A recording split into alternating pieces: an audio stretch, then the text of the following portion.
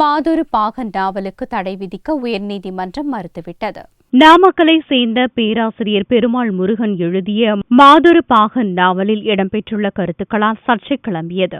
இதையடுத்து மாவட்ட வருவாய் அதிகாரி தலைமையில் அமைதி பேச்சுவார்த்தை நடத்தி அந்த நாவலை திரும்பப் பெற பெருமாள் முருகனுக்கு நிர்பந்தம் கொடுக்கப்பட்டது.